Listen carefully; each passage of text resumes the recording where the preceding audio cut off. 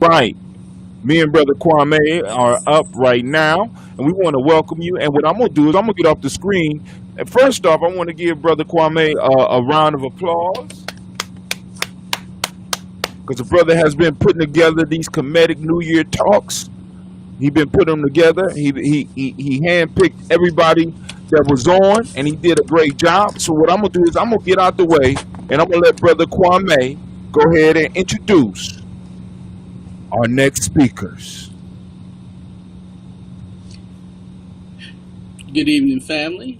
This is Brother Kwame. Um, Now, this family, I came to know Nia through Elder Alona. How, you might ask? Well, many of you know Elder Alona and I are part of a Columbus study group, Meta-Nature study group. And Elder Alona would always go to the Ohio State Library to try to find a book we needed in order to do some translation, interpretation, etc. And Sister Nia was how did you? What was your role there, Sister Nia?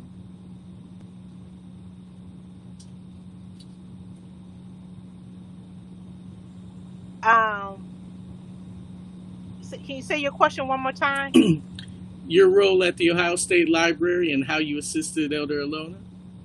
Oh, yeah, she was looking for some information. I can't think of the title, and at this time, but it was one of them real ancient historical monographs, and she needed to make some copies and things in that sort.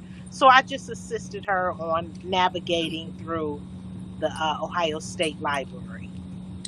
So, and because she was such a help to Elder Alona, Elder Alona would come and say, yeah, you know, Sister Nia helped me with this, Sister Nia helped me with that. And I was like, okay, you know, shoot, we have to meet Sister Nia, right? However, over the years, many of you know Elder Alona has done the coding piece, and Asa would always come to these coding pieces, and Asa had a knack for coding. And so, you know, I always kept the brother in the back of my mind because I was like, you know, if he has a knack for coding, then, you know, then that means he can develop ideas. Mm-hmm. And not only that, but then to formulate a plan by which to carry out those ideas. Because again, you know, if you can plan, if you can code a machine to do something, and the type of instructions that it takes to get it to do that something, it's a special kind of skill. And so, when we started talking about featuring people to talk about their thoughts and feelings and, you know, on different things happening in the present moment, I thought of Asa first. So I reached out to Sister Nia, and she told me that not only Asa was available, but Jennifer was too. And I was like, oh, that's great. So I was like, you know what?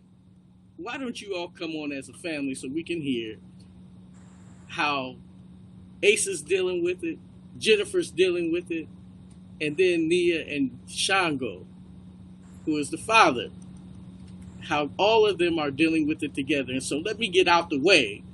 And Sister Nia, you can turn it over to Asa, Jennifer, or if you want to take the lead, however y'all see to present, I'm going to step out the way so you can get out. Okay. You got it. All righty. Thank you, Kwame. I truly appreciate you inviting our family. My husband, he just got off of work, so, and he has to go back in.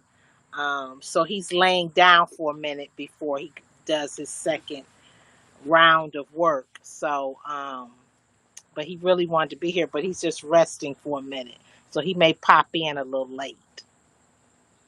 So I'm gonna let which one? We'll let ladies first. Okay. So Jennifer, share your thoughts about what you think about this COVID and all the racism that's taking place in the country.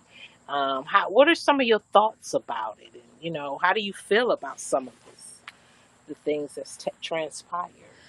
Well, first I can say that is an interesting question because, well, I can say like my thoughts on it are really like, coming from a young person in this type of generation, it was first off very surprising. When you're into like the school system and stuff like that, you tend to, be social, you socialize a lot, you get into it, you get in like certain programs a lot, and I was enjoying that. And when I first looked at the coronavirus on the news, it was more like, it was more likely a thought of, well, this is a whole bunch of things are going to be different. And first of all, being at home and everything. So like when you're at home, you tend to think of like a lot of things that are going on in the world when it comes to racism, when it comes to when it comes to the news, when it comes to violence, when it comes to a whole bunch of things, because you're at home and you have the right to think about all these things in your mind, because at the end of the day you get to think of it because you're at home, that you find peace in your home. And as Black people, our main space is when we're at home. We have to play the game in society every day, but we get to go home and be in thoughts with our own thoughts. So coming from a young Black girl, from my perspective, with the racism and everything coming into all that together, I believe that with the COVID situation and it getting into people's minds, is that it's like a tactic of political aspects, and it's also a part of racist acts as well. Because if you see, like, a lot of things are going on with Black people nowadays, like Breonna Taylor and George Floyd. All of these things are going on, and it like most likely falls a lot to do with the political aspects of life.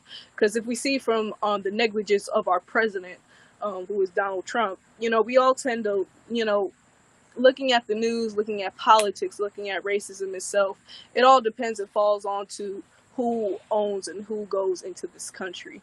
So I feel like with coronavirus and with racism going on, I feel like as the people ourselves, I feel like this is a perfect opportunity for us to wake up, since we are in our homes and we are allowed to think and think clearly in mind, instead of going back out and playing the game and looking away from it all. We have the time to think and really collaborate with each other and all, like on platforms like these. I feel like this is a great opportunity for us to, get together and for us to thrive with one another instead of, instead of going against each other. So that's first my thought. So, Asa, would you like to share your view on being home with this COVID and what you've been seeing in the news with a lot of the our people being shot down and things like that? What is your take on that as a young Black male? And soon you'll be driving and out there, and you won't have me and your dad around, or your sister sometimes. So what are your take on what's going on and COVID and all of that? It's pretty wild, you know what I'm saying? The COVID-19, when I first heard of the coronavirus on CNN 10, I was like, oh, okay, it's another disease. We have to look out for that. But then it started getting bigger and bigger, and now I'm like, wow, my gosh, this might actually affect stuff. And it did. And so it's like, I always think, like, when I get kids, we're going to be telling them, it's like, what happened in the year 2020? A lot of stuff, you know what I'm saying? But with this coronavirus and being at home, I think it's a good chance to get into ourselves, and, like, instead of, like, being out here at these jobs with these people, having differences, I think it's a good time to actually concentrate on ourselves and what we like to do, and, like, have time for ourselves and work together at home, get to know each other more better, because being outside school and these jobs with these other white people, you know what I'm saying, they can't relate to you, you know what I'm saying? So like you can talk with someone that's actually in your family and you get to know them better, and you know what I'm saying? So that's what I think about this quarantine. And with these Do police you feel, officers, just to interrupt, do you feel as a young black male being home, and you having to deal with a lot of white female teachers, do you feel that you were able to better focus on your schoolwork being at home? Was it less stressful being at home? Um, Through the COVID coming home, did you like that? How did you feel about it? I mean, it was kind of hard because like you would want to do stuff that you usually do if this COVID-19 wasn't here, but it was kind of hard, not gonna lie, and it wasn't as fun as this. I was thinking the summer break was gonna be. You know what I'm saying? Because like I wanted to go to programs, and like I was gonna ask my mom like, can I do some robotic camps or something?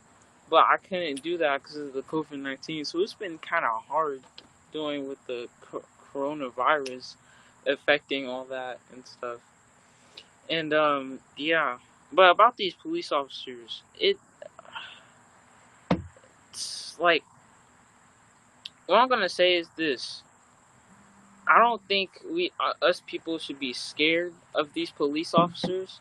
Just be like mindful of them. But I don't think we shouldn't be scared of them because like they're just gonna take advantage of that. And I think like we should also fight back and like actually regroup with our team. I'm gonna say this, our team, and like uh Well, you shouldn't. You talk said up. fight back to the police. No, I'm not Oh, saying that. I'm not okay. saying that, but I'm saying stop being in fear. You know what I'm saying? Don't have fear when you see a police officer. Like, you know what I'm saying? Because like it's just giving them, they're just going to take advantage of that, and like, you know, just I wouldn't be in fear of them. You know what I'm saying? And also what I was going to say, I think we should like talk up about our people and stuff to confidence. You know what I'm saying? Let these other peoples know that we're not scared, and that we're confident, and we will fight back. I would like to piggyback. Oh yes, and I would like to piggyback off of what Asa said about the police. I feel like the police have put in a system to trap mostly black men and to trap mostly black people and put the fear in our minds. But I feel like, however, mostly I feel like black people need to understand is that the system was put for racism. The system was put for black people to be dependent on white supremacy. I feel like if our people come to the understanding that the system is put because it threatens their way of life, the white supremacy's way of life, they are never going to stop doing this. And if we keep continuing to let them do this by just kindly asking them, sometimes you have to fight fire with the fire. You can't always just ask something, because when it comes to white supremacy, and for one thing, them being known as a dominant race, if you try and say something, it goes in one ear and not out the other. Our ancestors have been trying that for multiple years in our lives, but nothing has happened. So I first feel like we have to come to the understanding of the system that was placed for us to be dependent on the enemy. So, how do you all feel like, okay, like when we talk about when you all about to start driving, we don't want you fighting the cops or being, share how do you feel you should carry yourself when if a police officer was to stop you. Well, You want to share it, Asa? Me being a black male, you know what I'm saying? It's I'm gonna say this is kind of difficult because like I'm gonna be on, they have the weapons, but it's like a black person can be completely unharmed, but they assume that we have a gun or something. But I feel like they just be angry and they just like take their anger out on just like black folks. You know what I'm saying? These white police officers be like shooting other blacks because I feel like But it's how would you just neutralize the situation if you ran into a cop that was, had a chip on his shoulder? How should you respond? Should you respond with a chip on your shoulder too? no. So I what wouldn't should say you that. do? I was saying be respectful. You know what I'm saying? Don't don't talk. Say something like like don't. What I'm trying to say is that like don't talk back and like have an attitude with it because they will pull out the gun. They're looking for any excuse to Yeah, do any that. excuse or anything because like and then if they ask you for like anything, just say it where it is, but keep your hands on that steering wheel and don't make any sudden moves because they're just gonna find anything to pull out that gun. So yeah, that's my take on And then so in other words, get home safely, right? it. Right. And then you can handle things legally, right? If they mistreated you improperly. But get home safely. Don't, right? Put the ego to the side because you want, you would somebody that's trigger happy, maybe, right? Okay. What's your take, Jen? Like if you got pulled over by a cop, or if you were jogging down the street like Ahmad was, how would you respond? Well, I can first say how, first of all, as a black person in general, I was taught as a little girl, as when if you are stopped by a police officer, you have to remain respectful and do the same things that what Asa has said. So, but also as a black female, I can say that you do have to maintain a certain level of tolerance. You have to remain a certain level of tolerance and deal with it legally later, because police officers do have a thing with sexually harassing or sexually molesting black females and getting away with it. That has been a thing for years, and I feel like as for someone who can keep my nerve, I would have to just contain myself in a situation and make sure, because at the end of the day, I know what I'm doing is humiliating, and what I'm doing is it's sad, but I still have a family to get to. I still have a life that I have to maintain, and it sucks that we have to stay in that environment, but that's what the system is put. It's put to set fear in our minds, and knowing, and that's why I'm saying it's really important to understand what type of situation you are getting into when it comes to this society, is because it is really guaranteed to put black people into the jail system or child support system. All these things like are made for us to like have dysfunction. So what we have to do is we have to understand the problem in order to understand the solution. So my solution is to keep my nerve, unfortunately, but it's what I would have to do, and To get home safely. to get home Yeah. safely. And then you can handle things differently. Handle things Once differently. you get home, we can. Get the badge number, get the name, because I have done studying on like federal law requirements. They are required to give you their name, and they cannot. It is illegal for them to not show their badge, and it's like with black people, it's a whole different thing, because with officers, when they are interrogating someone, they cannot, when the person is talking, like just talking, when the person is like angry, when they say aggressive things, the police officer is supposed to still do their job. I mean, there's a difference between physically reacting to the point where they have to forcibly like handle them on how they need to do their job, or talking on how they need to do their job. They have to have the thicker skin, because you are trained to do that professionally. Because when you're angry, or when you're aggressive, you tend to not even think of your job, but that's not the case. They'll tend to use that on black people most often than they would choose to do on white people. That is why it's much more dangerous for us if we tend to get smart or talk back. I mean, there's no law saying that you should talk with the officer with respect or he'll have every right to put his hands on you. So I feel like it's just every excuse. So without us even getting into those situations, we might as well just comply with what our parents have been teaching us, because it's all for the greater benefit of what we have to do to keep our lives. So what is you all's take on about the COVID and how they're saying that it affects the black people more? And what is you all's take on that about this COVID affecting our community more? And um, how do you all feel about that in itself with the COVID-19? What is your take on that? It started in China, and then President Donald Trump said it was the Chinese virus. Now they switched to it's black folks getting affected by the COVID. How do you all feel about that? What's your take on that?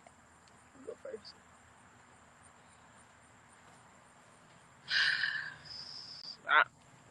That's not true at all. Like, I want to say, like, that's not true at all, because like it can affect any human, even if you had it before, it can still affect you, because like if you think about it, I'll meditate on that for a second. Okay, you gotta meditate. Okay, That's heavy. so with that, with that question, it's very. So I can say this in terms of it is like it is the Chinese virus. I can say that. So you think it came from China and all of that? Yes, it came from China, and from a black person, I don't have any respect for the Chinese government at all. I mean, I feel like they do create certain things that are really very illegal, and they treat black people like garbage. So I feel like I have no respect for the Chinese whatsoever. But I feel like in terms of it being in the black community, let's first look at the system of what black people are today in this country. First of all,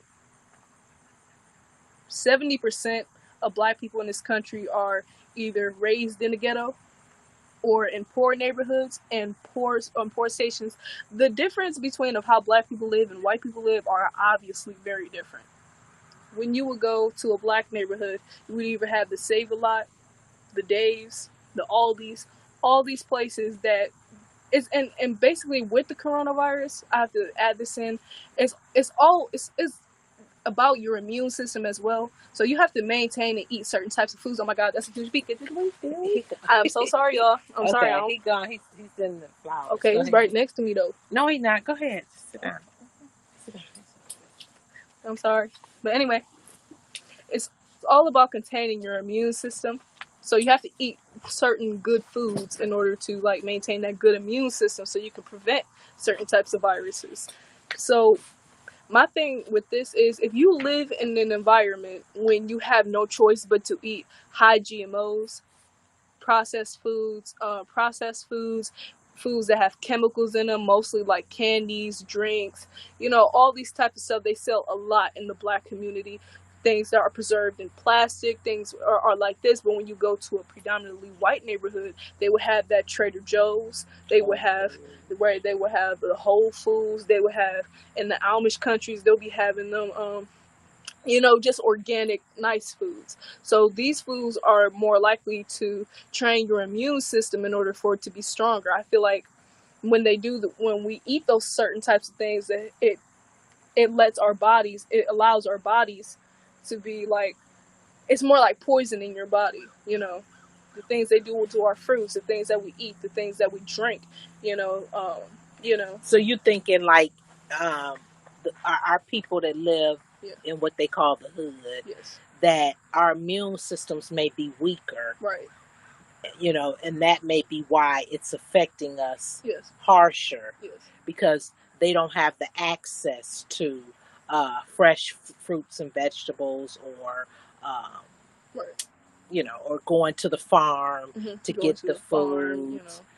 And I guess you all notice when we ride out to the farms to get our food, we got to go way out we have to go in way white out. folks, where the bunch Right. of white folks live at, right? Yes. And you all like, why it's not around where we live, right? Right. So And I feel like I see what you're saying. yeah, and it's really crucial, is because, and it's also evident because if you see back in times, in slavery times, you would see our people that used to be living up to nearly 90, 95 years old, but now in today's world, our people are like passing away around 75, 85, 60, 69. Right. So because back then they would eat things that were basically more organic. They would grow their food. They would like have grass-fed animals.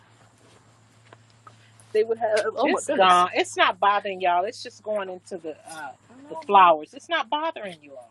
Come sit back down, Asa. But that's a huge. I know it's a huge bee. Sorry about that. Sorry. We're recording. But anyway, I'm just not gonna look at it. Right. Go ahead. But anyway, yeah. Mama, we not recording. We live, y'all. We live right now. Oh, okay. They didn't see y'all running from bees now. You gonna come on now? I'm so sorry, but yeah, and that's my that's my take on it, and okay, yeah, all righty. Asa, you have something you want to add? Jennifer said it all. I'm gonna be honest. I agree with Jennifer that black people do, like, they eat more, like not all black people. Not all black people, but I'm saying like some are people in the in the predominantly black communities don't. That's what you're saying. Yeah. Don't have access to fresh. They eating hot fries, from Frito-Lay. Frito-Lay. Well, them hot fries. Yeah, hot fries, stuff that has like carbs in it and stuff like that. All these unhealthy things. So, okay. So you think that's why it might be affecting our people more. Because it's all about like that immune system. You have to maintain that immune system.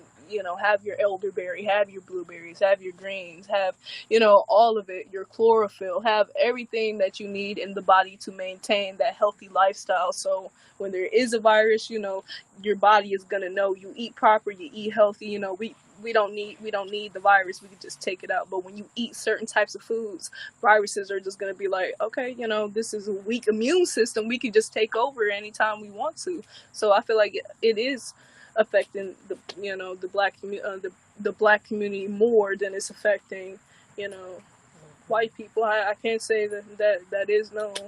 And I'm glad to hear you all are aware about the chlorophyll and the elderberry, huh? So you all been paying attention, huh, to what me and your dad feeding y'all, and yes, okay, well, that's good. That's good. So, fried food. Is there anything else that you all may wanna? Did we cover? Oh, I also want to say this one thing. Okay.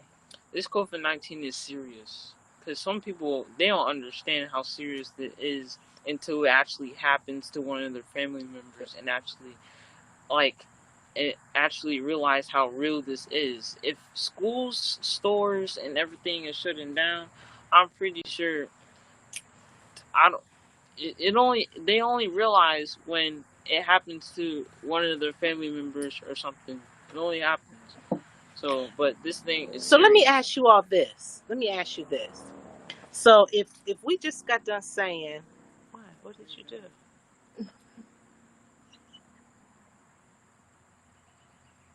Can you all see us? What did you do? Yes, ma'am. Okay, wait 1 second. We kind of. I can't press it. We can't see you all. Okay, let's just quit talking. Why did you even touch that? I got it. Hold on. Okay, let me ask you all something too. So you all know, okay, so you all, they can see us, so I don't know what took place. So they can still see us, so let's just keep talking. Okay. So you all say that they There we go. you know, they shut down the schools, and they did all this uh they did all of this and things like that, shut down the schools. OSU, you know, has us working from home.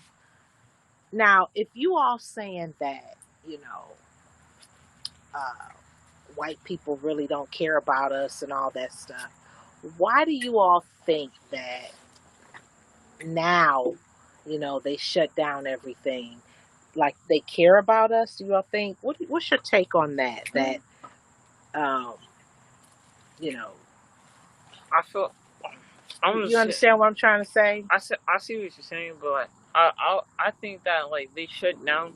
I feel like it's also business because they don't want to get sued. I'm pretty sure if the coronavirus made their way into, like, let's say a restaurant, into their food, and that person got sick and eventually passed away, that the other person's gonna sue them, or like they're gonna go out of business because of their like food and people getting sick. I feel like it's also business manners too, like in those terms. But that's what I think too. Yeah, and I like to piggyback off what Asa said, business. So, you know, I feel like when they shut down everything, I feel like it's 100% relevant to the fact that white people do not care about black people at all in this country. Is because, first of all, they're opening back up the economy again, but I'm going to get to that. But first of all, a lot of black people in this country own small businesses. We all own small business, and when the economy shuts down to a business that's not making enough funds to keep it from marketing to go belly up, when the economy shuts down, they can't be able to maintain that certain type of business. So you may have the Costco's that's open, the Trader Joe's that's open, but if you got like Ken's Wings, if you got like these other small businesses like that, they're going to be shut down. Is because they don't have a lot of money coming in to maintain customers and whatnot.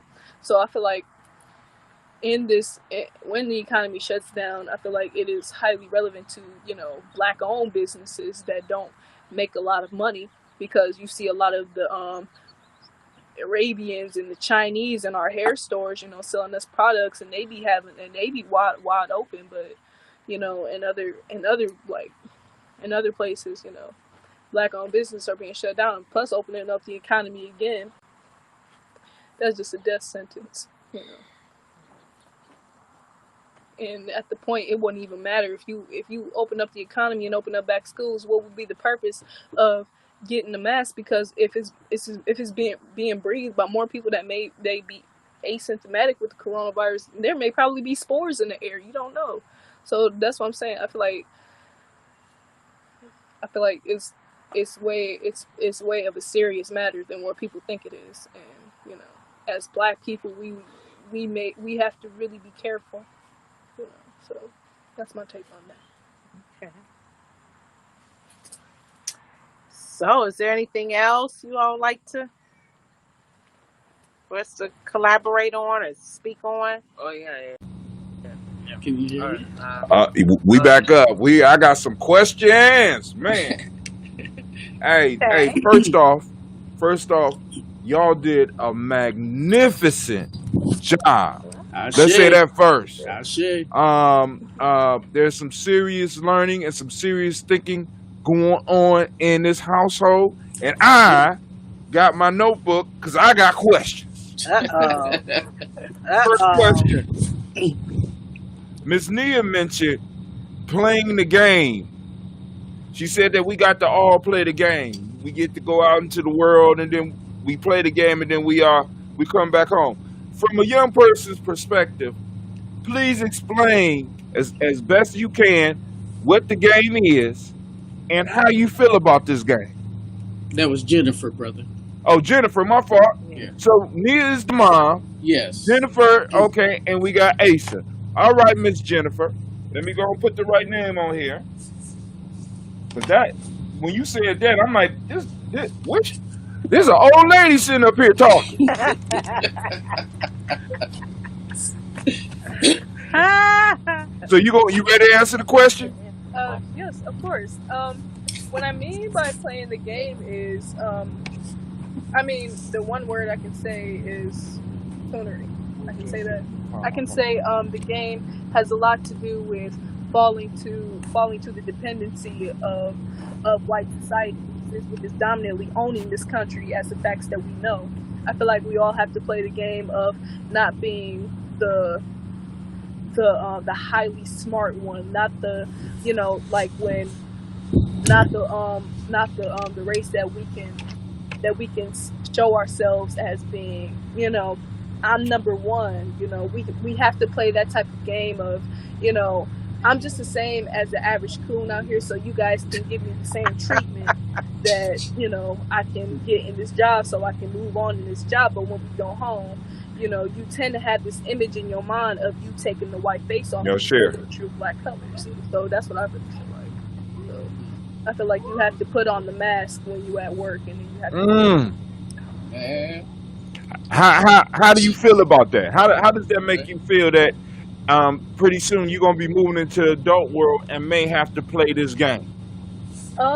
It makes me feel basically, as somebody who is really working hard on psychology, I feel like it does play a lot to do with the mind itself. Is because it really shows you the difference between your home and the difference of society and how it's played out. It's like a checkers game. You have to first trample on each other in order to win to the next side. I feel like as Black people, we tend to, you know, not really look out for each other. It's because we're so dependent on the white boss, the white manager. You may probably work hard, and then you always got this one white girl one upping you. Is because she's just white. I feel like it does make me feel kind of degraded, but it also makes me as soon as I know that I have that understanding, it makes me feel free. It makes me feel like I'm not trapped into something, and I don't know what's going on, but I do know what's going on. So it doesn't make me feel like I don't have that slave mentality. So what about when I share with you all, so you all don't have to deal with me and your dad have to deal with about getting your own business? That's what we're trying to push you all, where you don't have to be on these jobs, right? Because we don't want you all to have to wear a mask and come home and, you know, so, you know what I'm saying? So that's one reason why we push that's why Dad is growing the food and teaching you all how to do things, so, you know, you can make a living off of some of this stuff. You don't have to, you know. That's what we want for you all. We don't want you all to work for a corporation. Right. We prefer you all to have your own business. Do y'all see the comments on the screen? No. Yes. Oh yeah, I see. That's what I was trying to tell you. Oh, shut. Y'all beating that phone Wait a up. minute.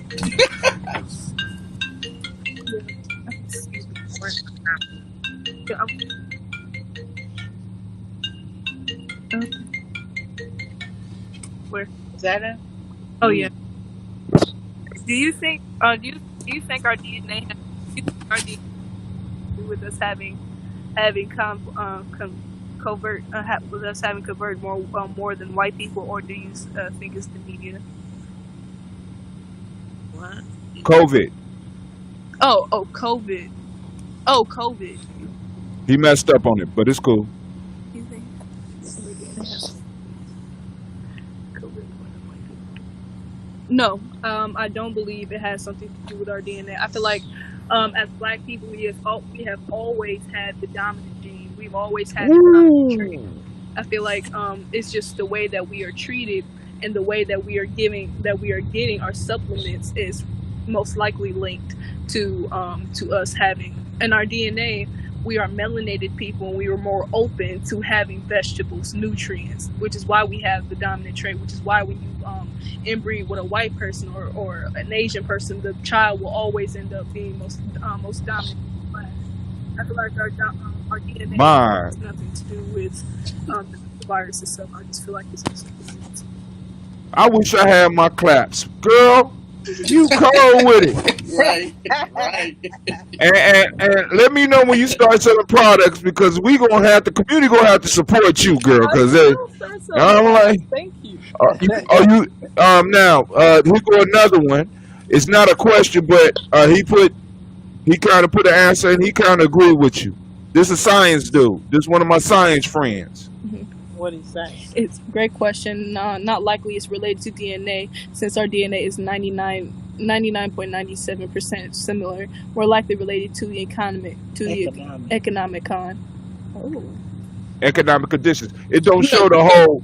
The yeah, three dots. It don't show the rest of the statement. Oh, okay. Okay. Can you see but us? Yeah, we can see you. Okay. but that does bring up another thing, Asa and Jennifer. Hey, so I ain't forgot about you. I just want you to know, man. You don't be trying to slide out because I got some questions for you Uh, too. So yeah, that brings up that yeah. now you mentioned several times about what we ingest through our mouths, but one of your areas of interest is psychology. So what about what we're taking in through the mind and all the things that we're taking in?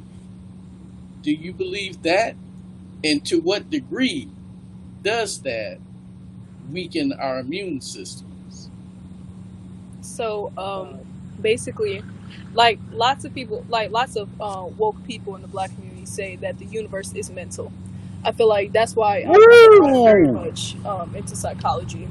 I feel like the way we perceive this reality and the way we are like spending money into this society, I feel like we are into a type of realm that we cannot control, that we are not in control of. And when you are not in control and when you are fully dependent on that certain amount of control it has on you, you tend to mentally become dependent on what is given to you.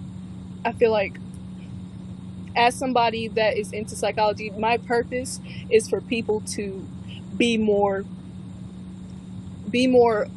awake and more confident into knowing that you can have that type of control inside yourself. But when you're in society playing the game all day, but you have the power and the self-confidence to maintain it within yourselves and within your spirit. That's what I choose. Now, And I'm but before okay. Go ahead. brother Asa, now you out here in Pickerington, and there ain't a lot of us out here. You know what I'm saying? And I recall being in a situation like that, and it was kind of stressful. How about you, bruh? What are you doing to hold up in those circumstances? I just stay strong. Honestly, I keep confident. You know what I'm saying? I just stay. So what are you eating? What are you taking in your head that helps you to maintain that strength you need to carry on? Can you say that again? So what are you taking in? What are you reading? What are you eating that helps you to maintain your strength?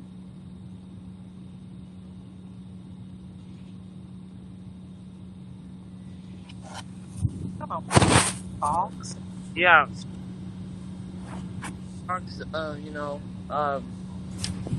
Just Show honestly, videos, Dr. Henry Clark, and just share all that. What we do in the house. Yeah. yeah, we have talks. We relate. We just agree and stuff like that because like we have to communicate to survive out here, because if we don't do that, then how are we gonna survive? See what I'm saying? Yes, sir. Yes, sir. Well, share your view about you want okay, he comes from a black school, Mansion Day School, and he had more black friends and black girls he liked. So it's just with this COVID. Share how you've been feeling. He wants to see some girls, and he wants to see some black girls, and it's not a lot out here. I told him the realtor tricked us. She said it was, and then now that we out here, we like, where you see them, but it's spot. Mm-hmm. So share what that's what he wanted to know. Kwame wants you to share. What are you doing? Yeah. What are you doing to keep your head right? You said that we talk, and what else do we do? Here, I'm gonna let you share. What we do, I think I explained it. You did? Okay. I think wait, well, I mean, like, because we can relate. Because, like, we can relate, have talks, and, like, honestly just spend time so we can get to agree and stuff. You share your feelings. You share your experiences. But somebody comment. Yeah, Yeah. I saw. Okay. Jennifer, you can ignore that question. That's somebody that's either don't know or is trying to. So I responded to him. Okay. I'm gonna talk about that at the end of the show. Okay. You done? Okay. Yeah. Go ahead, brother Tim. All right. So somebody commented, and I just want to bring this up real quick. A Gadget 200. How you feel on black crime? And I just wanted to let them know we feel about black on black crime the same way that white people feel about white on white crime, or Asians feel about Asian on Asian crime. But it seems funny to me that the only time we talk about this type of subject, one group having internal problems, the only time we talk about it is when it comes to black on black. Right. So let's have the discussion about white on white crime. Let's look at the statistics. Let's pull up the statistics, and it's very similar. Let's look at the same statistics for Asian on Asian crime, and let's break it down, and let's have a real conversation. Gadget 200. Okay. Now I don't know if you're just trolling or what, but if that's a legitimate question, I apologize. It's not the place for that right now. Word. Now I got a question for Asa. You ready? Yes, sir. You mentioned earlier, you said concentrate on ourselves. When in some of the stuff that you was talking about at the beginning. Can you kind of break down what you mean by that? By concentrating on ourselves. What I mean is like have time to work on ourselves, because like usually after we wake up early in the morning, go to these jobs or like schools, and we don't really have time to work on ourselves, you know what I'm saying, because we're over here waking up, doing work and doing all this for a grade and stuff. Well, I think this is really good time to work on ourselves and actually understand our true inner self. You ready for my next question? This directly for Asa. Now, because you was talking when your mom was asking about the police, you said stop fearing the police. And the question I have for you: what can we do as a community to deal with this fear? What do you believe we can do as a community to start dealing with this fear that we have?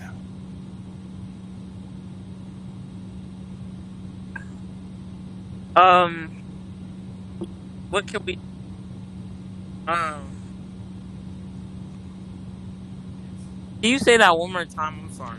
All right, because you remember when you was talking about we have a fear of the police because you and your sister broke down how there's a systematic piece going on with the police in our community, and you said that one of the things you was talking about was fearing the police. You said we have to stop fearing the police. What I'm asking you is to just think about it, and if you don't have an answer, it's cool. But the question is, what can we do in our community to get rid of this fear of the police? Probably talk up like for ourselves. I'm not saying like I'm gonna say this fight back, but I'm not saying fight against the no, nah, but I'm saying, like stand up and not like be scared because they advance that. That's Now, if you don't have an answer, it's cool. I'm just No, we're just exploring. well, this is where the conversation. Well, in other words, Asa, turn to sister and say, sister, tell them what you told her before, because Jennifer broke it down. Let me tell you, when the Black Panthers, one of the things that the Black Panthers did out in L.A. was they knew the law. Let me repeat, they knew the law. And now, Jennifer, if you would please repeat what you told them about knowing the law and how that is applied to securing ourselves. Okay, I can say one of the laws that were placed for us for securing ourselves is Second Amendment. I feel like you do have I feel like you do have the right to bear arms and to protect yourself.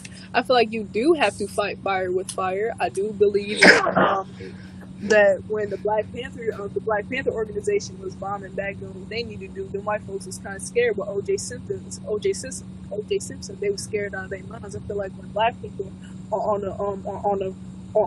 in attendance to defending themselves as in knowing the greater message, we not playing no more. Leave us alone. I feel like you have every right to defend yourself because at the end of the day, Martin Luther King, peaceful protesting, whole bunch of peaceful protesting, and it's still getting us to the same thing. Black people are getting more killed. The black race is getting killed more than any other race in the face of America. I feel like we do have the right. We do have the right to defend ourselves with fire, on fire with fire, because there's no point if someone has an intention of putting a gun to your head. You can't convince them to not kill you by just talking. You have to make sure you have to fight fire with fire. So what are some of the things you do when an officer comes up to you? What are critical pieces of information you need to know about that officer? Critical before you leave that encounter. Well, the first thing I would first have to do is come up with a strategic way in order how to like maintain my safety. I'm gonna have to know that police officers are known and have a great history of having ill intentions with black people. So as a black person, I'm gonna have to know a way to maintain my safety, and also as soon as I turn the age of 18, I will have the right to bear arms. So I will have a gun to defend myself if anything goes unnecessary or planned. But I do tend to say I do have to play the game. I do have to show respect. I do have to, in the sake of my life, because I do have to play the game. That's what I would have to do. But if it goes to a certain extent, I feel like I would have to have the right to bear arms in order to defend or protect myself. Let's talk about the security piece that you're bringing up. When I ask you, what's your name and who's your people? Wouldn't that be something I might need to know about someone stopping me on the road? Yes. Just for security measures, right? Mm-hmm. We ain't talking about anything actionable right now. But these become critical issues that we have to address because, as Asa was pointing out, and as you've reiterated, we have to become secure within ourselves. Mm-hmm. In other words, we have to secure ourselves. And as you and Nia has stressed, maintaining one's safety to get home to one's family is primary.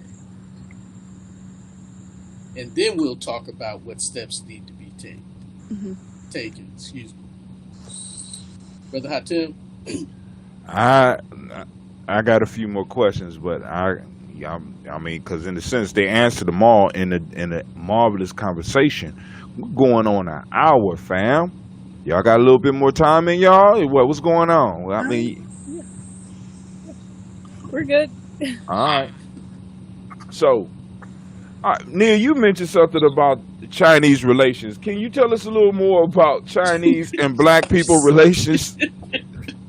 'Cause she went in, man. She went in. Yes, I think that was Jennifer. I mean, Jennifer, my fault. Right. Then I'm sorry. I'm sorry. Basically, yes, with the Chinese, I do have a lot of disrespect towards the Chinese. I do not tolerate patronizing to their businesses. I do not feel the need to do anything for them. Is because they do a lot of things outside of our knowledge that America is not showing us to our brothers and sisters in Africa. I really do feel like on the news they never tell you about how Chinese are kicking Africans outside of their homes. They're placing them outside on the street. They are making sure that because they're not letting them in stores, they're forcing them to be homeless, and they are invading Africa because they make up too much of their population in their own places and starting to be have businesses and try to put their own military forces in Africa and everything to keep them with the same colonization mindset.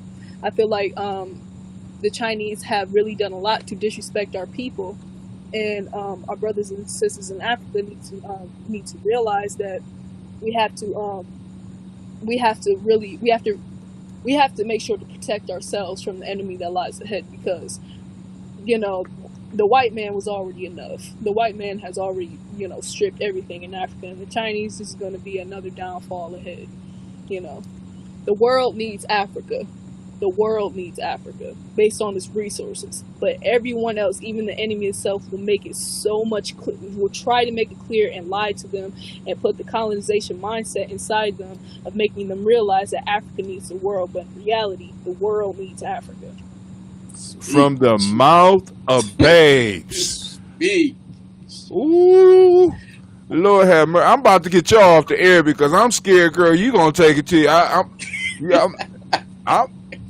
Mama, you think we done did enough? Mama Nia, we did enough because right, Mama Nia gotta still keep her job. We gotta keep paying her, and so I can feed them some good food. My God, I'm not even gonna ask no more. I ain't even asking no more questions because I'm just like, oh my God. We'll take it to perhaps a safer topic. So, Mama Nia, I've heard comments from Asa and about this COVID piece, and I think even one of the questions came from the chat room. But where are people getting their statistics on who's dying, who's lying,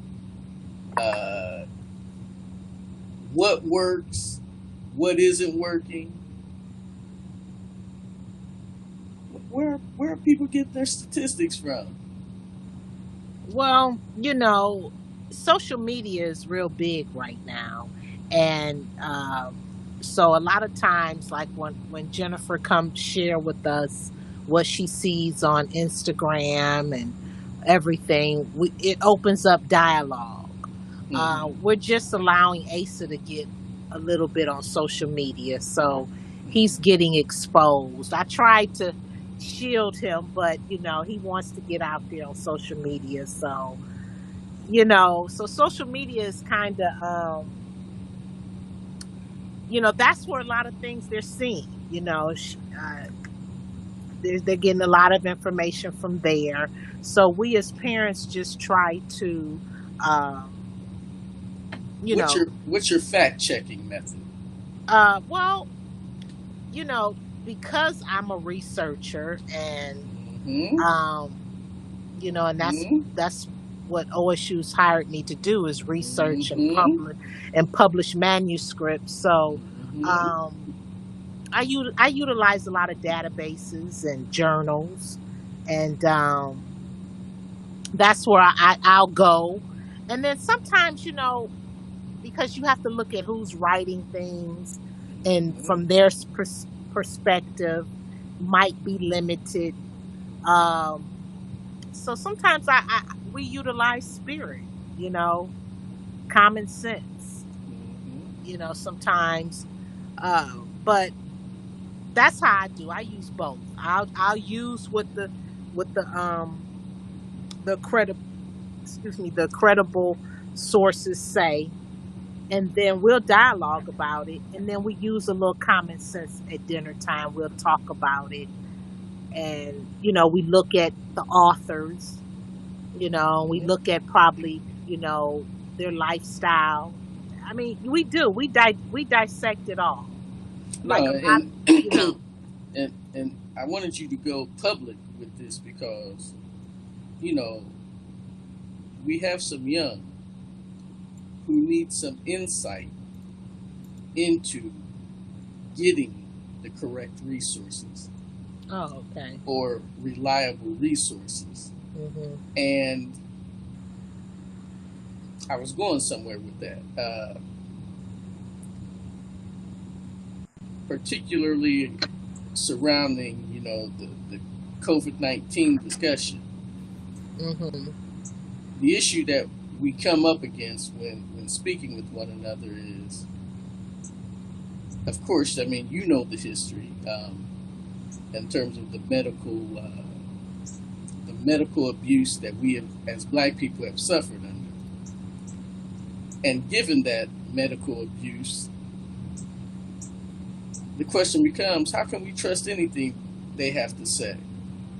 Right. That's another thing we discuss at the dinner table and in the family room. You know, it's just, you know, because like I shared with my parents, you know, they watch CNN all day, and you know, my mom and dad constantly call me, oh, they saying this, they saying that, and then I say, well, okay, mom, okay, dad, now first we didn't want to take nothing what they say, you know, it's commercial Mm-hmm. news, Mm-hmm. and now we're your TV is stuck on CNN and stuck on MSNBC, you know, and all of this, and you know, then they get quiet and they like, okay, go, all right, okay, there you go again, and I'm just like, no, I'm just saying that at first, you know, before this, even they was even like, you know, they be lying. Oh, they be just exact. Oh, they be put. I mean, you know, I listen to what they say, and then now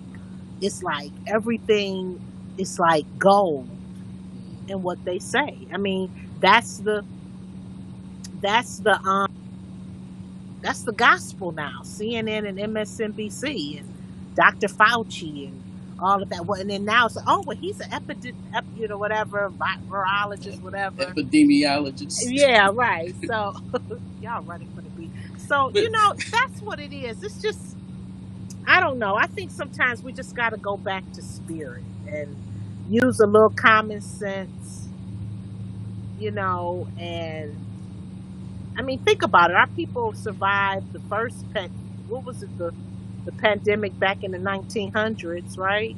Word. 1919, somewhere in there. Yeah, Yeah, the what 1919, was it? Yeah, 1921. the influenza Right. thing. Remember They when that called it was the a big Spanish thing flu. back then in the early 1900s? Mm-hmm. So our ancestors survived that because we're here. So, I mean, they didn't have access to journals and databases, and you know, so they did something. So I'm assuming they continued to grow their foods and That might be an interesting piece of research, even there, in terms exactly. of I was thinking that Cormier. So I'm like, what was going on in Africa right, on the one hand, and what was going on amongst our own here in the Americas on the right, other hand. So exactly. But yeah, Exactly, because they had to have survived. They didn't get wiped out. So, you know, we've been washing our hands and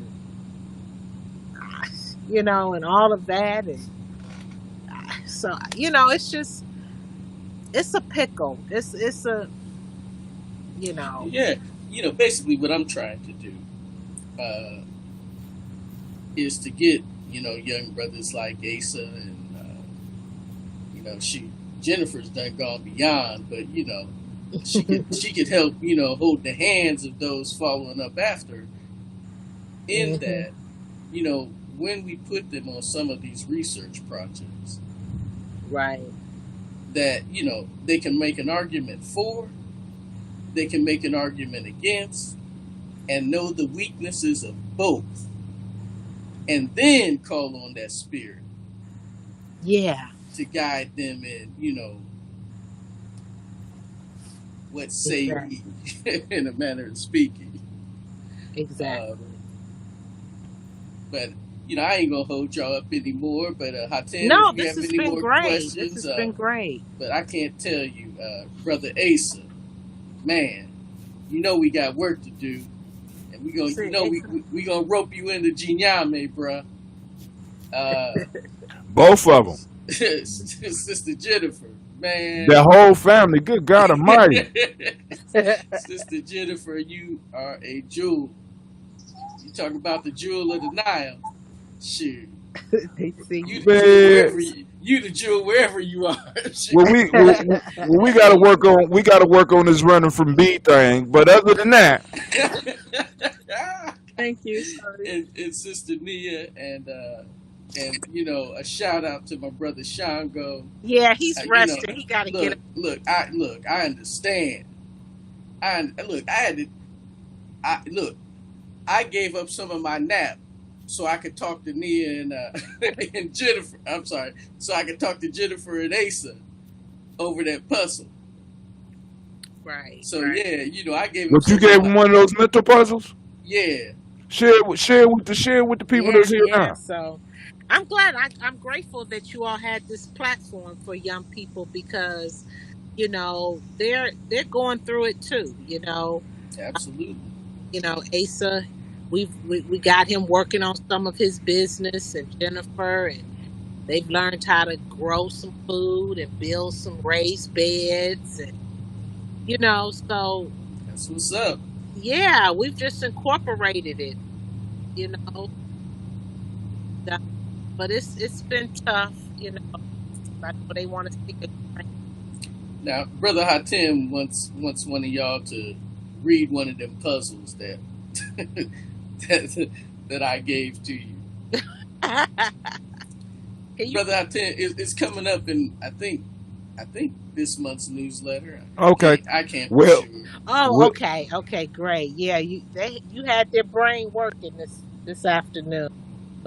I was we like, come gon' on, y'all gotta figure this out. we're gonna change So, the newsletter is going to but I be appreciate is you all, allowing this to hear from them. Because I'm sure when the school year start, and even though they're online, I don't think it's going to be a platform for them to really be honest with, because you're dealing with white fragility. You Man. know, you know what I'm saying. So, yes we do. Goodness. So can y'all hear me? so. Yes. Go All ahead. right. So No, we I'm just want saying I appreciate you talking to. This is really good to hear from young black youth, their views on what's going on. That's going to be history. This is historical. exactly. So I think it was great for them. I see they hear it from me and their dad. We have talks, but it's good to hear that other adults and elders are. Right. In other words, they got other family out here. Yeah, they got other family out For here. real. Can you hear Hatem, Sister Nia? check one, check No, two. I can't hear him. Okay. Okay. All right. I Now hear you, brother. here we go. They Here we can. go. Check it out. So I think this might be a regular part of our show now. I think Kwame done found his niche. Cause he has been for the last 5 days he has brought nothing but fire. Oh, that's Um, good.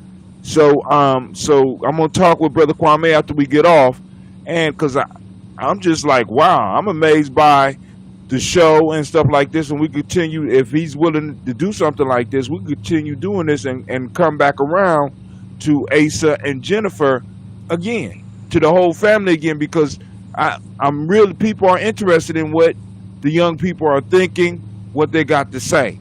Um, but I want to thank everybody that took the time to tune in, and if you catch it in the rerun, you know what I'm saying, that's beautiful too. Also, I want to let the family know that since they brought up the gardening, Gye-Nyame, we are going to have some pounds of greens, collards, kales, and mustard that we are going to be selling, organic, grown in aeroponically. So you ain't got to really worry about all the dirt and stuff like that, and because we got that stuff going on. But When are it, they available? it should be. I should be knowing something tomorrow. Oh, okay. Please let us know. Yes, ma'am. I'll let Kwame know and all that. And family, remember, you stick with Gye-Nyame Journey because I'm trying to tell y'all we're going to another level. Last but not least, I want to give the family the opportunity to say some closing words before we get up out of here. Okay. Y'all want to say some closing words? Um, What's go, your closing words you want to say go first. to the Stay, other young people? stay safe. Make sure to always wash your hands, and yeah. Stay safe. With all love. Ashe to both. For everyone who appreciated. Who appreciated what we had to say, and I love to. All right. Well, thank you all so much. And again, give Brother Shango my love and our love, and we really appreciate what he's doing, what you're doing, Sister Nia, and Asa and Jennifer. Stay black, stay beautiful. Okay. Thank you. One love. One love.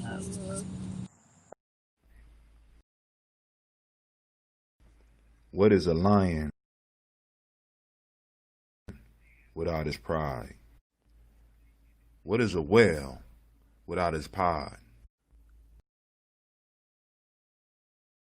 What is a monkey without his troop? What is a wolf without his pack?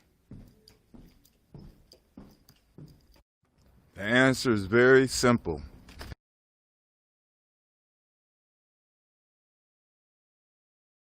They are the same thing that a human being is without a tribe.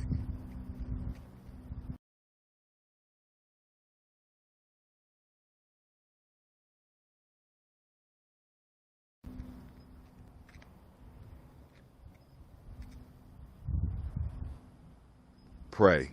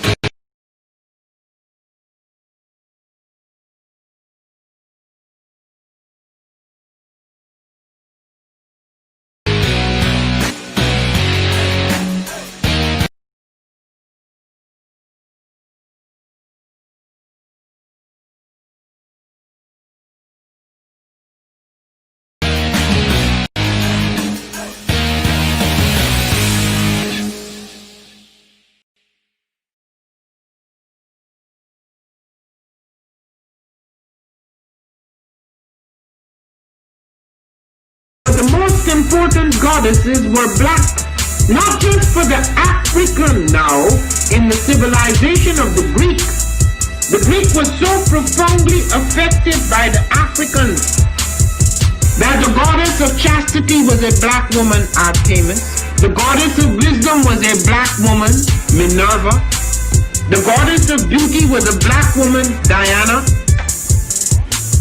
And many of their great mythological figures which were critical to the vision of history, the history of the Greeks in the Odyssey.